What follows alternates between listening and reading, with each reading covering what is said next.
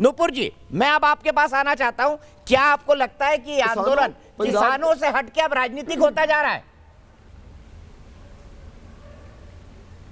जी बिल्कुल। आप मुझे, नमस्कार दीपक जी, आप मुझे समझाइए कि वो आम आदमी पार्टी जिसने खुद इस कानून को 23 नवंबर को लागू किया, नोटिफाई किया, वो वहां कैसे मैदान में कूद पड़ी और कितने किसान हैं दिल्ली के अंदर सब जानते हैं।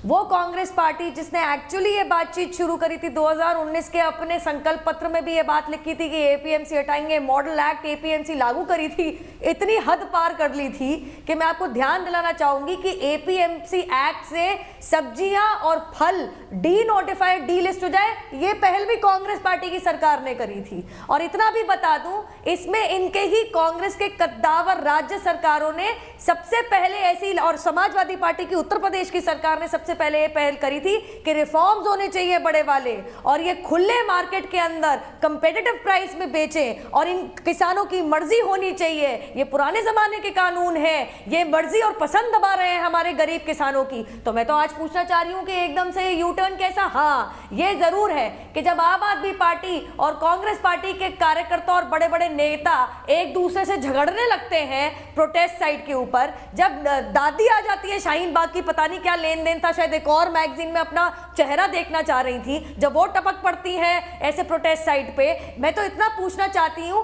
कि ये एक अल्ट्रा लेफ्ट और ये कनाडा के प्राइम मिनिस्टर का क्या लेना देना है दीपक जी? और वो प्राइम मिनिस्टर जिसने अक्टूबर 2020 के अंदर कनाडा ने WTO में शिकायत करी थी कि भारतीय सरकार किसानों के बहुत पक्ष लेती है और बहुत हाई MSP देती है। अब क्योंकि मैं MSP की बात हुई, जरा मैं कुछ आंकड़े देना चाहूंगी। आप दीपक जी प्लीज मेरे को थोड़ा समय देंगे, ये बहुत जरूरी है। एक तो प्रधानमंत्री जी ने, हमारे कृषि मंत्री जी ने, सबने साफ कर दिया MSP कहीं नहीं जाएगी।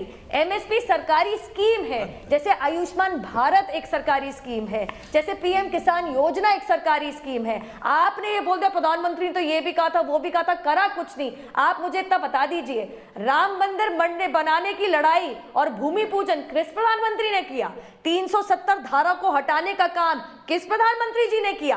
3 तलाक को हटाने का काम किस प्रधानमंत्री जी ने किया? उसको क्रिमिनलाइज करने का काम किस प्रधानमंत्री जी ने किया? और आप किसानों को एक मिनिमम सपोर्ट प्राइस आगे बढ़ा के दिया, आपको 6000 रुपए आपके खाते में दिए। अरे कुछ किसानों के तो खाते तक नहीं होते थे जनाब। कम से कम ऐसे तो ना बोलिए टेलीविजन के ऊपर कि इन प्रधानमंत्री ने कुछ नहीं किया। जो कहते हैं अपने संकल्प पत्र में वो करके दिखाते हैं। लेकिन बहरहाल मैं जरा कुछ आपको आंकड़े देना चाहूंगी।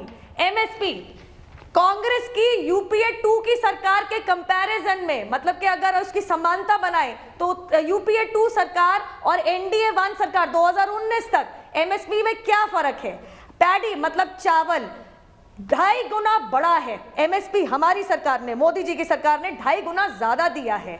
वीट मतलब गेहूं में 1.25 गुना बड़ा है।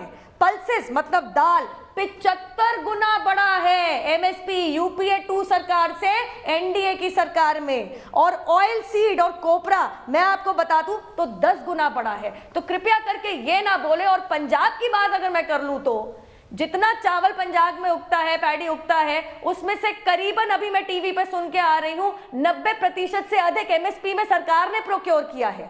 MSP आपसे कोई नहीं हटा रहा, आपकी पसंद, आपकी मर्जी के लिए आपका मार्केट बढ़ा दिया है। आप सरकार में बेचे तो, आप प्राइवेट में बेचे तो, आप ना बेचे तो, आपकी मर्जी है। कृपया करके ये झूठा इल्जाम कि कुछ नहीं हुआ, जबकि ये अक्टूबर और नवंबर के आंकड़े मैं आपको बता रही हूं, कृपया करके हाथ जोड़ के बोल रही हूं, ये ना कीजिए।